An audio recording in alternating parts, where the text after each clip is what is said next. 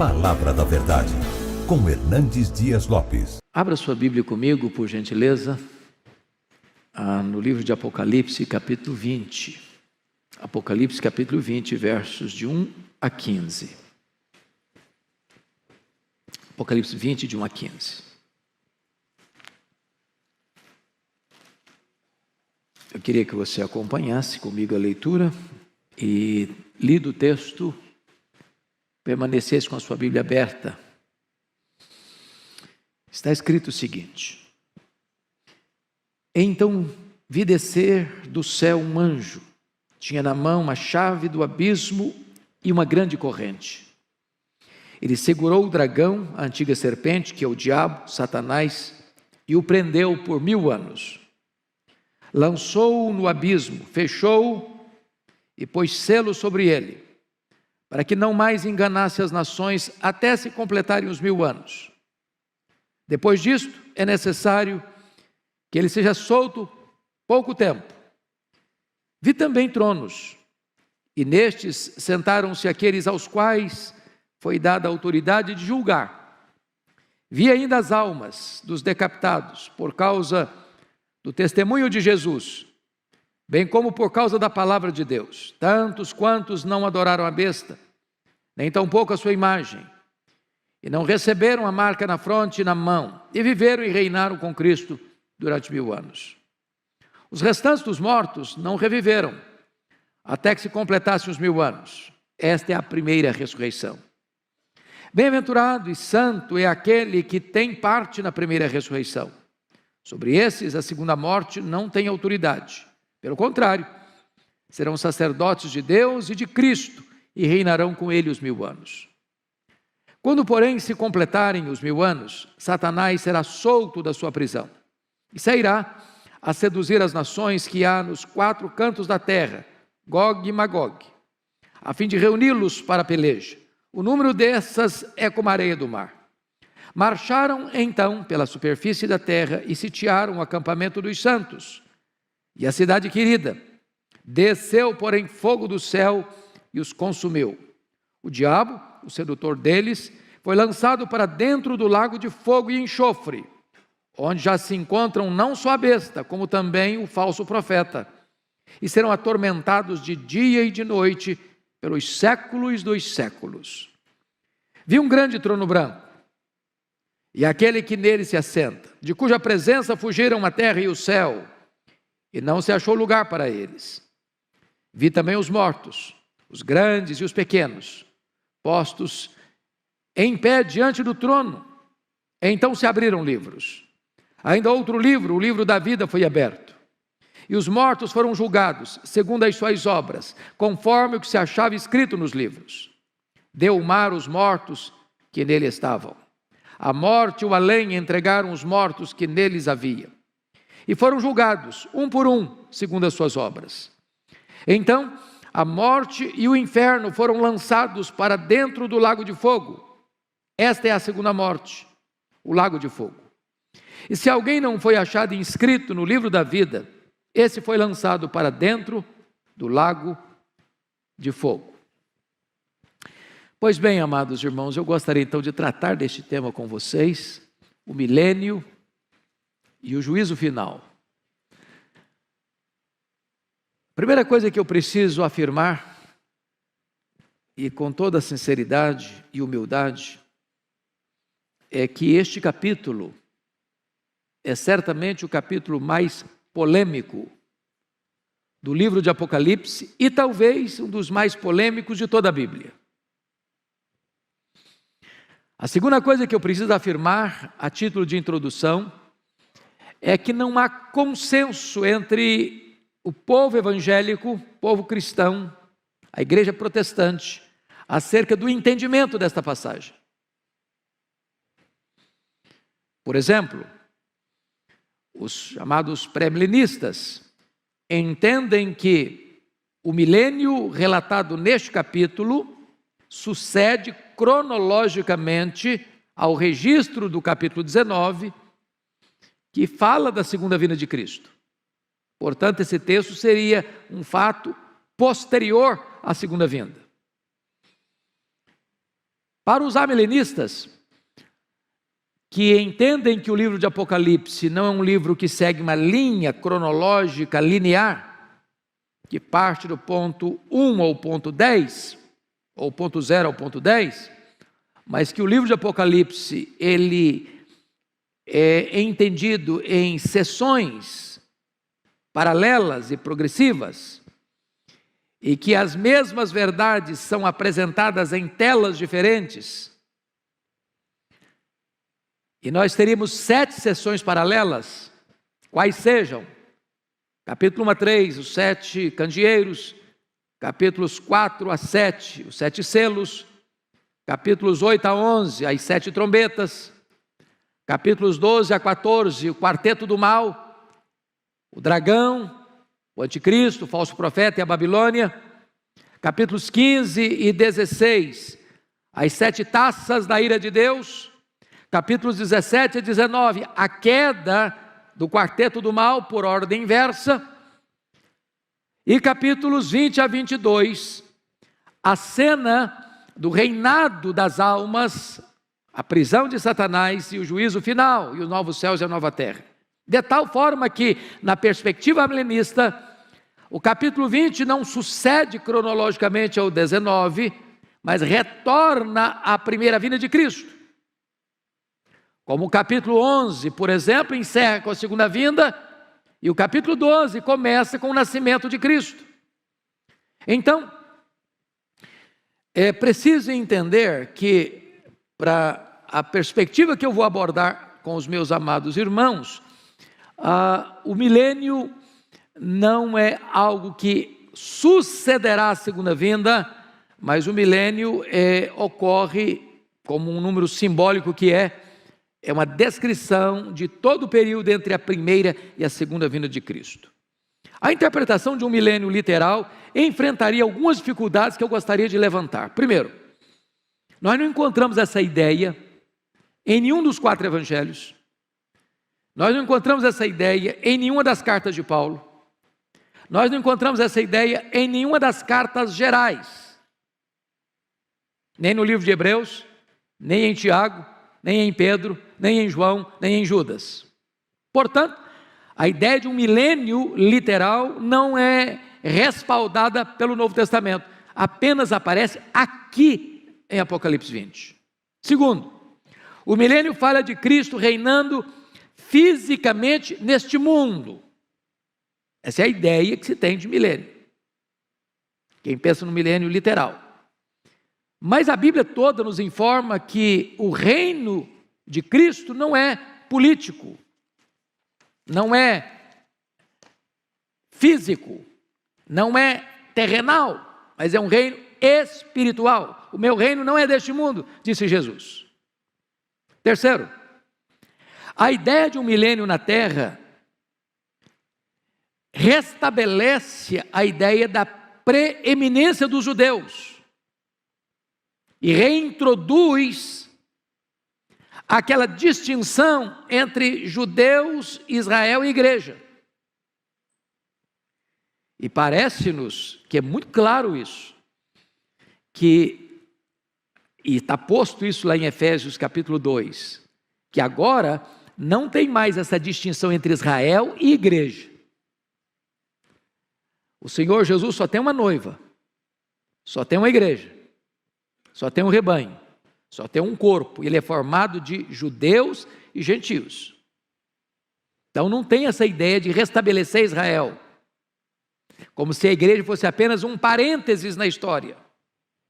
Quarto, a ideia do milênio terrenal ensina que haverá pelo menos 2 ressurreições. Uma de crentes antes do milênio e a outra de ímpios depois do milênio. E parece-nos que está absolutamente claro na Bíblia que a ressurreição é única, de crentes e descrentes.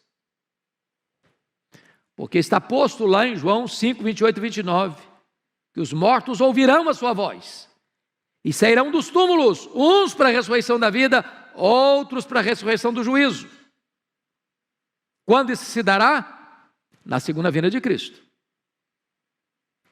E Paulo diz isso: quando ele vier, os mortos em Cristo ressuscitarão primeiro, não primeiro em relação aos outros mortos, mas primeiro em relação aos que estiverem vivos. Então a ressurreição é única e se dará na segunda vinda de Cristo. Quinto, a ideia do milênio cria a grande dificuldade da convivência de Cristo glorificado e santos glorificados convivendo com gente não glorificada. Pense você com um corpo de glória, enfrentando gente, indo para o banco, indo no supermercado, enfrentando o trânsito de São Paulo. É complicado. É um anticlímax. Difícil de entender isso. Sexto, como conceber a ideia de que as nações, estando sob o reinado de Cristo durante 1000 anos, de repente se rebelam contra Ele, para declarar guerra contra Ele?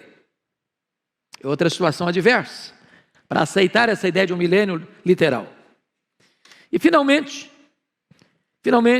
todo o ensino do Novo Testamento é que o juízo é universal e seguirá imediatamente à segunda vinda de Cristo. Ele virá, se assentará no trono da sua glória e julgará as nações. Então o juízo final não se dará 1000 anos depois que ele voltar, mas imediatamente na volta dele. Bom, eu gostaria então, dito isto, de entrar na exposição do texto. E peço que você, com a Bíblia aberta, me acompanhe, porque eu quero tratar de quatro quadros distintos aqui. Primeiro, a prisão de Satanás, nos versos 1 a 3. O que significa a prisão de Satanás? Pois bem, amados, a Bíblia fala, lá em Apocalipse capítulo 1, capítulo 9, versículo 1, capítulo 9, versículo 11, capítulo 11, versículo 7, e nesse texto, que existe um poço do abismo, e que esse poço tem uma tampa, e que esse poço pode ser aberto, e que esse poço pode ser fechado, e que esse poço pode ser selado. É o que está escrito aí. Vi descer do céu um anjo, tinha na mão a chave do abismo e uma grande corrente, segurou o dragão, a antiga serpente, que é o diabo, Satanás, e o prendeu por 1000 anos, lançou no abismo, fechou e pôs selo. Agora preste atenção comigo. Esta é uma linguagem, meus irmãos, simbólica.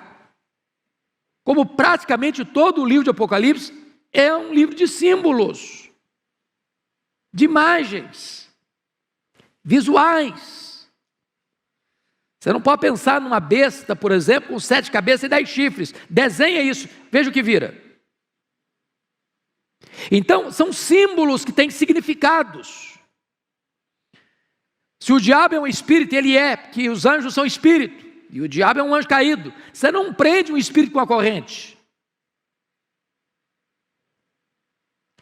Você não prende um espírito e bota uma tampa. O que significa isso? Significa que esse ser maligno, que é o diabo, que é Satanás, que é a antiga serpente, ele tem sua autoridade e seu poder restringidos. Essa é a ideia da prisão de Satanás. Não significa, entretanto, que Satanás está inativo, mas está limitado. Nas palavras de Lutero, Satanás é um cachorro na coleira de Deus. Ele só pode ir até onde a coleira o permite ir e não 1 centímetro a mais. Deus põe limites. Limites. E qual é o limite que foi imposto a ele? Confira comigo o verso 3. Lançou no abismo, fechou e pôs selo sobre ele, para que não mais enganasse as nações. Então vamos entender o que significa isso, não mais enganar as nações. Primeira coisa que eu chamo a sua atenção é que, do ponto de vista de hermenêutica, né, pastor Arival, a gente aprende isso no seminário, e aprendo nos livros todo dia, que você não explica um texto claro à luz de um texto obscuro, mas você explica um texto obscuro à luz de um texto claro. Eu acho que serve para a teologia e deve servir para o direito também, acredito. A hermenêutica. Não é isso mesmo? Então, a pergunta é: o que é que o Novo Testamento tem a ensinar-nos acerca da prisão de Satanás? Isso tem a ver com a segunda vinda ou com a primeira vinda? Então, chamo a atenção de vocês para alguns textos. Primeiro, Mateus 12, 29. Vocês se lembram lá que o valente, que é o diabo, ele tem uma casa. Ele guarda em segurança todos os seus bens. Que bens são esses? Pessoas. Até que o mais valente, quem é o mais valente? Jesus. Entra na casa. Tira-lhe a armadura em que confiava, a panóplia dele. Amarra-o. E lhe divide os despojos, arranca os bens dele da casa dele. O que significa isso? Que o diabo, Satanás, ao ser preso, ter sua autoridade, seu poder restringido, ele não tem condições de impedir que uma pessoa que Deus escolheu, por quem Cristo morreu, chamado pelo Evangelho, seja impedida de crer no Senhor Jesus. É o Senhor Jesus que amarra o valente, e o fez na primeira vinda, e não acontecerá na segunda, mas na primeira vinda. Lucas 10, 17 e 18, diz que quando os discípulos regressaram, os 70, possuídos de alegria, dizendo: Senhor, os próprios demônios se nos submetem pelo teu nome, mas ele lhes disse: eu via Satanás caindo do céu como relâmpago. Limitação de poder. Jesus Cristo disse em João 12, 31 e 32, chegou o momento de ser julgado este mundo, e agora o seu príncipe será expulso. Eu, quando for levantado da terra, atrairei todos a mim. O diabo não pode impedir isso. Louvado seja Deus, irmãos.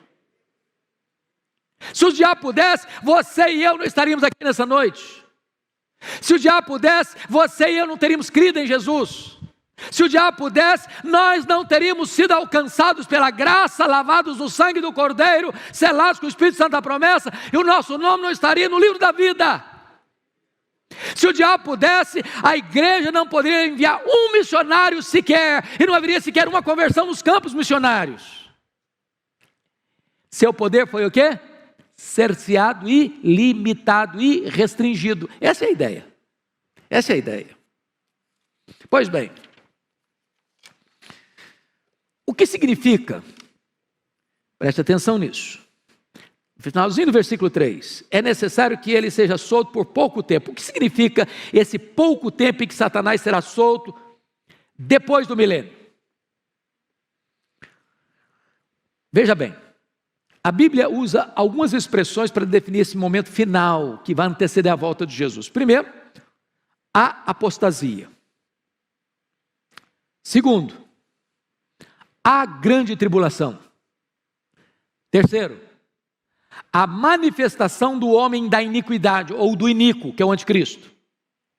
Quarto, o pouco tempo de Satanás. Essas quatro expressões apontam para a mesma realidade. Para esse momento final, de uma perseguição atroz, de Satanás usar todo o seu arsenal e toda a sua fúria e toda a sua força e todos os seus agentes para perseguir o Cordeiro e a sua igreja. A grande tribulação, a apostasia, a manifestação do homem da iniquidade e o pouco tempo de Satanás.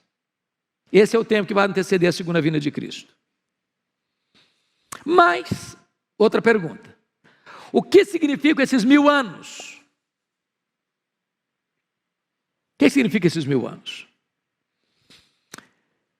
Como todo o texto é simbólico, por exemplo, o abismo, o poço, a corrente, a prisão, o selo que tampa o poço, o milênio também é uma linguagem simbólica. é um número completo. Milênio é um tempo que vai, portanto, da primeira à segunda vinda de Cristo. É o número 10 cubicado, pleno. É o exato período em que as almas estão reinando com Cristo. Por exemplo, o que acontece quando um crente morre agora? O que acontece?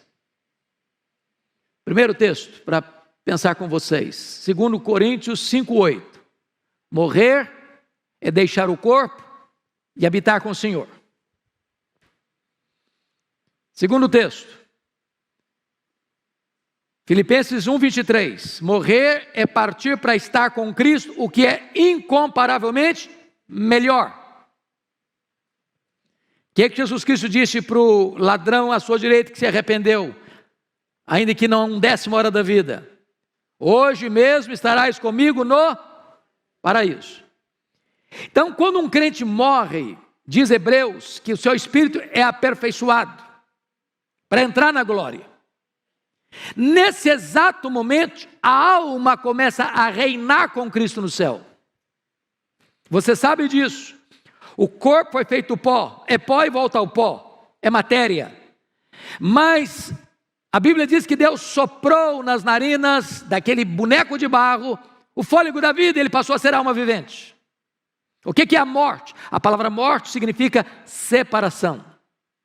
Quando uma pessoa morre, o que acontece? A alma dela, ou o espírito dela, separa do corpo. O corpo era pó, volta ao pó. Esta alma sobrevive sem o corpo não sobrevive sem a alma. A alma não é aniquilada, a alma não desencarna e reencarna de novo, a alma não vai para purgatório, a alma não fica dormindo. A alma do crente imediatamente vai para o céu e começa a reinar com Cristo. Nós chamamos esse período de período intermediário. O que é período intermediário? Que vai da morte à ressurreição. Está lá no céu. O Abel, por exemplo, foi o primeiro a morrer. Só a alma dele está lá. O corpo dele está não. O corpo dele aguarda a segunda vinda de Cristo para ressuscitar. E de todos os demais. Então, esses 1000 anos, meus amados irmãos, é o período completo entre a primeira e a segunda vinda de Cristo. Vamos para o segundo ponto agora, o reinado dos salvos com Cristo no céu. Já estamos entrando nele, vamos de novo. Versículos 4-6, confira comigo, versículo 4, por favor. Vi também tronos, e nesses sentaram-se aqueles os quais foi dada a autoridade de julgar. Vem das almas dos decapitados por causa do testemunho de Jesus, bem como da palavra, por causa da palavra de Deus. Tantos quantos não adoraram a besta, nem tampouco a sua imagem, e não receberam a marca na fronte nem na mão, e viveram e reinaram com Cristo 1000 anos. Vamos entender isso aqui. Vi tronos. A palavra tronos, irmãos, preste bem atenção no que eu vou lhes dizer. Aparece no Novo Testamento 67 vezes. No Novo Testamento. A palavra trono aparece só em Apocalipse 47 vezes. Porém, 44 vezes o trono que aparece é o trono de Deus. E todas as 44 vezes que o trono de Deus aparece, sabe onde ele está? No céu. Só 3 vezes o trono aparece na terra. 2:13, 13:2 e 16:10. E todas as 3 vezes que ele aparece na terra, ele é o trono do anticristo e o trono do diabo. Portanto, esse reinado aqui de 1000 anos não é na terra. Não é na terra. Não é um milênio aqui. Ele está tratando desse período em que as almas, não são os corpos, são as almas que estão reinando. Estão reinando. Aquelas mesmas almas lá no capítulo 6, versículo 9, que estão debaixo do altar clamando. Até quando, Senhor? Então é muito importante entender isso. As almas estão reinando com Cristo lá no céu. Abel está reinando com Cristo lá no céu. Seu papai, sua mamãe, seu avô, sua vovó, que já morreram em Cristo, que já estão com Jesus, estão reinando com Ele lá. Qual é a missão daqueles que estão reinando com Cristo lá? Primeiro, veja você que eles estão assentados em tronos. Versículo 4. Que essa é a verdade bíblica. A Bíblia diz que os santos vão julgar as 12 tribos de Israel. Está lá em Mateus 19, 28. Que os santos vão julgar o mundo. Está lá em 1 Coríntios, capítulo 6, versículo 2. E vai julgar os anjos. Está lá em 1 Coríntios, capítulo 6, versículo 2. E Jesus prometeu à igreja de Laodiceia o seguinte: ao vencedor dar-lhe-ei sentar-se comigo no meu trono, como eu venci, sentei com meu Pai no seu trono. Então você e eu vamos assentar em tronos, para julgar. Julgar quem? As 12 tribos de Israel, o mundo e os anjos. Obviamente os anjos caídos. Eles participarão, portanto, da glória de Cristo lá no céu. Então, quem está lá? Os mártires e todos aqueles que morreram, vejam vocês, por causa do testemunho de Jesus, bem como por causa da palavra de Deus, todos os crentes. Todo crente que morreu está com Cristo lá no céu, reinando, aguardando certamente a segunda vinda de Cristo, quando haverá a ressurreição, e então um corpo de glória se unirá com esta alma que já está glorificada, para estar para sempre com o Senhor. Mas vamos a outra coisa, importante aqui, versículo 5 e 6 agora. Os restantes dos mortos não reviveram, até que se completasse os 1000 anos, esta é a primeira ressurreição. Bem-aventurado e santo é aquele que tem parte na primeira ressurreição. Que ressurreição é essa? Que primeira ressurreição é essa? É muito importante entender isso. Irmãos, quem nasce 2 vezes, morre uma vez só. Quem nasce uma vez só, morre 2. Explicando. Quem só nasceu fisicamente e não nasceu da água e do Espírito, morre fisicamente e morre eternamente. É a segunda morte. Mas quem nasce fisicamente e nasce de novo, a segunda vez, morre uma vez só, apenas fisicamente. A não ser que Jesus volte antes, você é trasladado, arrebatado, transformado e arrebatado. Portanto, essa primeira ressurreição não é a ressurreição do corpo. Toda a linguagem do Novo Testamento é essa, que quando você recebe a Cristo, você estava morto, e eu também. Deus nos deu vida, estamos nós mortos nos nossos delitos e pecados. O que aconteceu quando você foi convertido a Cristo foi uma verdadeira ressurreição. Então, bem-aventurado é aquele que passou pela primeira ressurreição, porque esse não sofrerá a penalidade da segunda morte. Claro, você não vai ser condenado, não entra mais juízo, passou da morte para a vida. Então, essa é a ideia de todo o Novo Testamento. Mas vamos ver agora, terceiro ponto, a derrota final de Satanás, versículos 7 a 10, olha aí comigo. Quando, porém, se completarem os 1000 anos, Satanás será solto da sua prisão, e sairá e seduzirá as nações que há nos 4 cantos da terra, Gog e Magog, a fim de reuni-las para a peleja. O nome dessas é como a areia do mar. Então marcharam então pela superfície da terra, sitiaram o acampamento dos santos, a cidade querida, desceu porém fogo dos céus e consumiu. Vamos entender uma coisa aqui. Há 3 descrições dessa batalha no livro de Apocalipse, capítulo 16, 14 a 21, capítulo 19, 19 a 21 e 27 a 10. Não são 3 guerras diferentes, é a mesma guerra, é a guerra do Armagedon, é a guerra final. São telas diferentes, descrevendo o mesmo fato. O que esse texto está querendo dizer? É que antes de Jesus voltar, irmãos, não esperem num otimismo irreal que o mundo vai melhorar, que nós vamos viver aqui num shopping center, com ar-condicionado. A coisa está pegando, e vai pegar mais.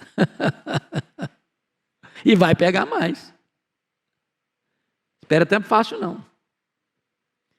Por outro lado, nós não podemos ter um pessimismo negativo, doentio, sabe por quê? Porque a vitória já está garantida.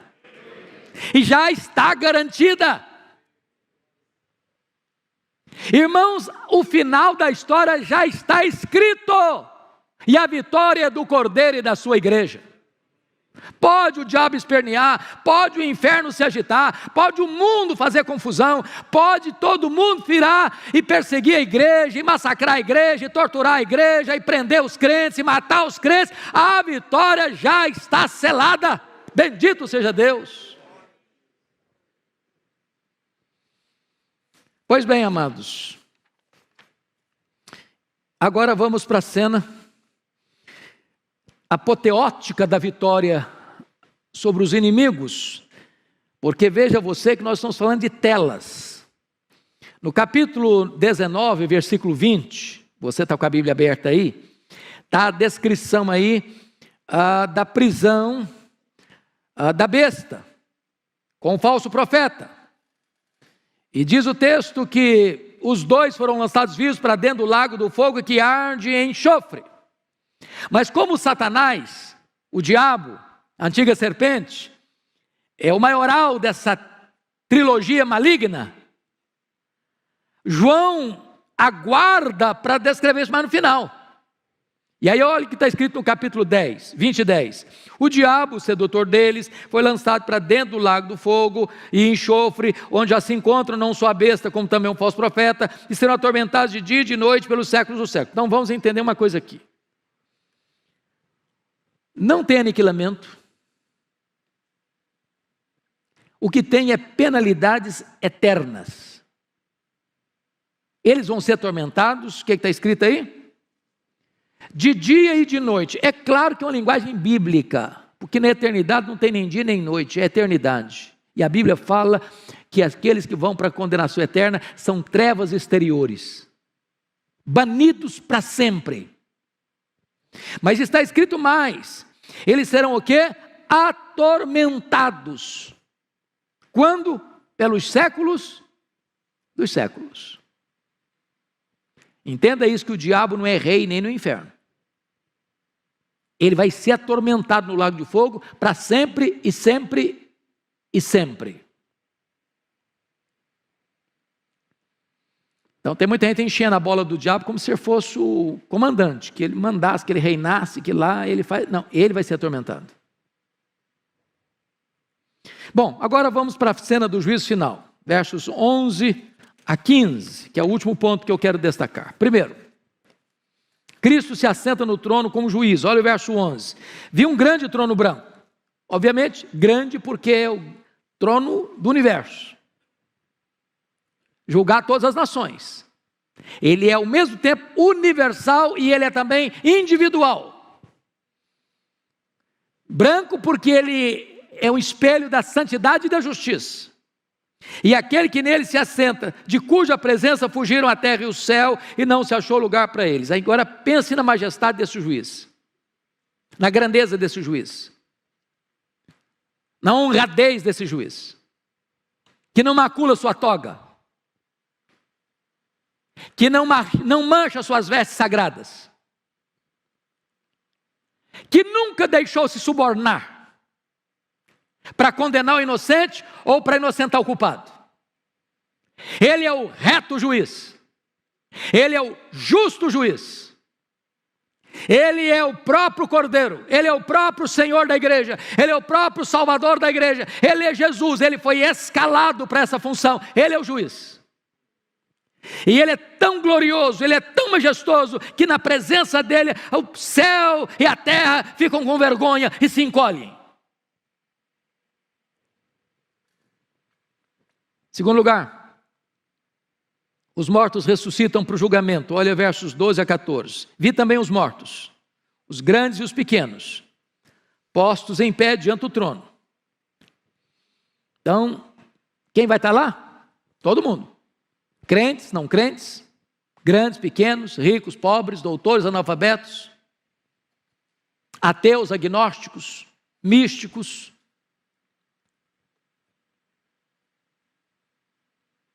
filósofos, pensadores, religiosos, todos estarão lá, de pé, para escutar a sentença.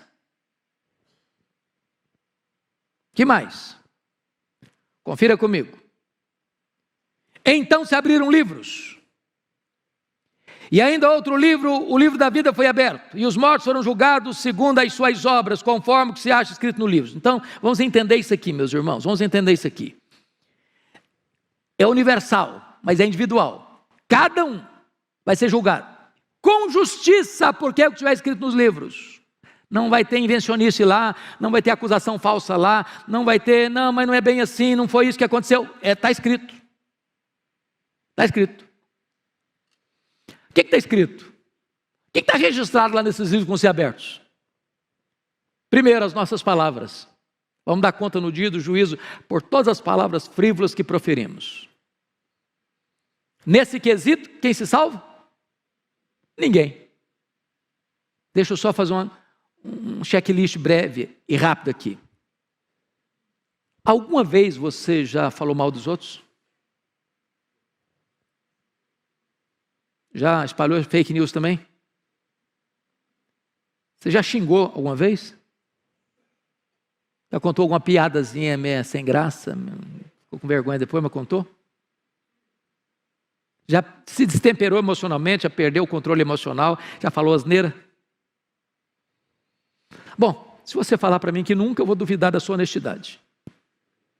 Então, nesse quesito, culpado. Segundo quesito, vai estar escrito lá no livro. Nossas obras. O que você fez, seu pai não viu, sua mãe não viu, sua mulher não viu, seu marido não viu, seus filhos não viram, seus amigos não viram, seu pastor não viu, sua igreja não viu, nem a lei viu. Você fechou a porta do quarto, apagou a luz. Mas Deus estava lá. Está escrito. Você não lembra mais, mas está escrito.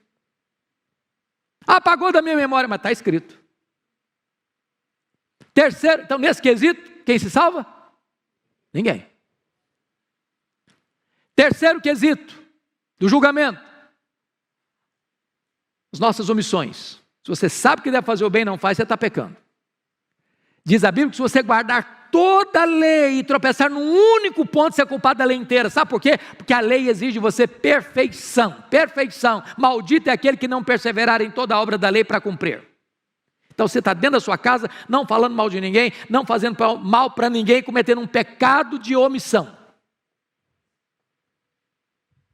Nesse quesito, todos culpados. Quarto elemento do julgamento, os livros vão ser abertos. Os nossos pensamentos. Deus vai julgar o segredo do coração dos homens. Passam pela sua cabeça mais de 10.000 pensamentos por dia.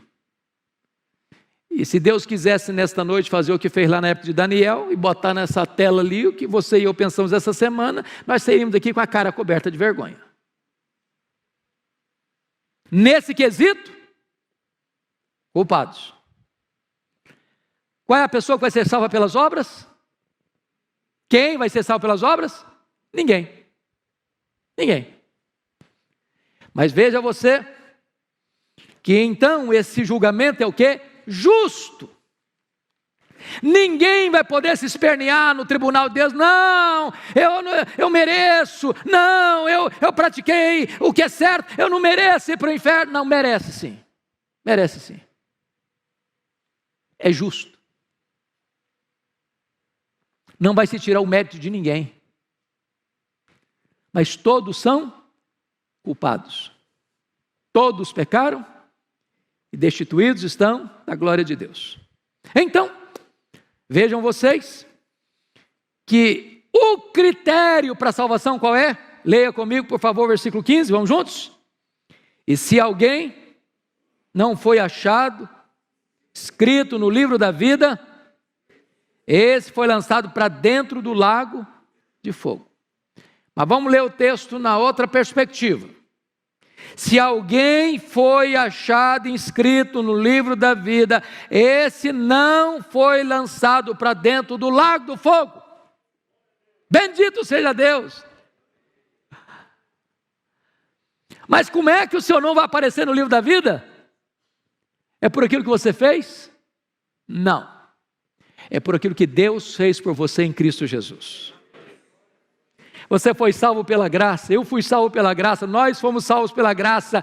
Então, antes da fundação do mundo, Deus já sabia isso, seu nome estava lá.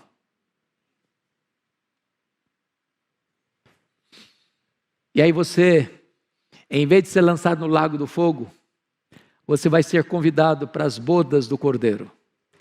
Vai entrar para uma festa que nunca mais vai acabar. E você vai reinar com Cristo.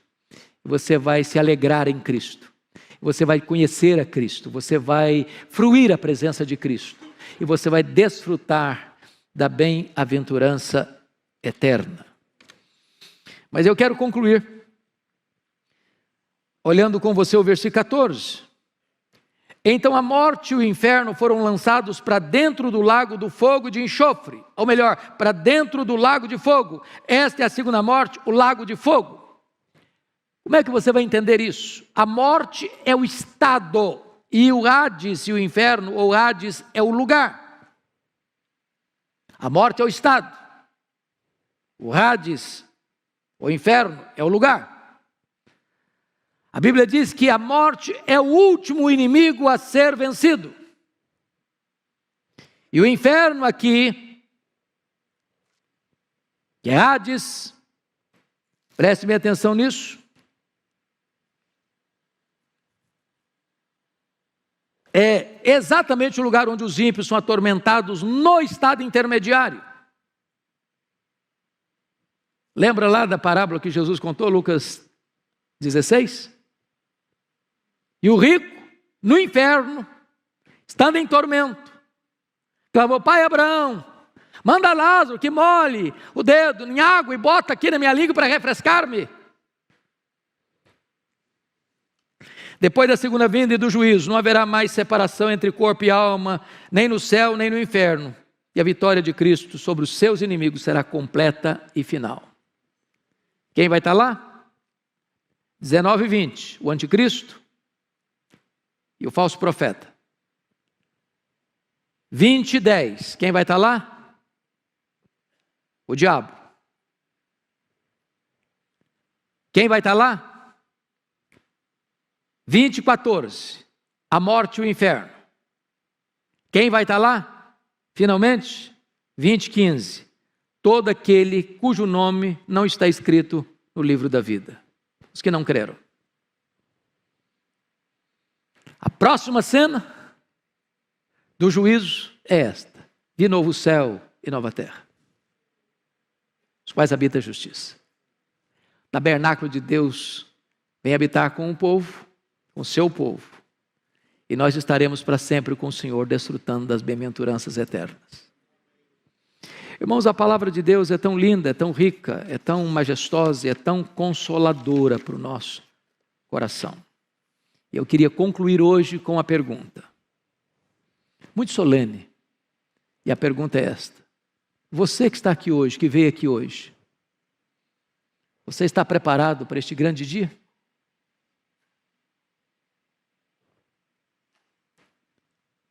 De que lado você estará naquele dia? Segunda pergunta. Hoje, agora, você já está debaixo do sangue do Cordeiro? Ou ainda você está debaixo do peso e condenação dos seus pecados? Terceira colocação. Hoje é o tempo oportuno.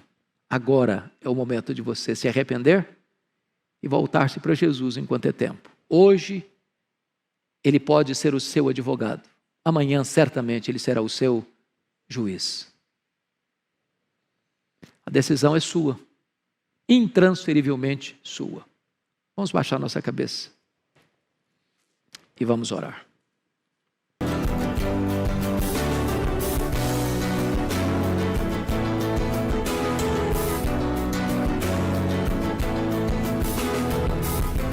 Palavra da Verdade, com Hernandes Dias Lopes.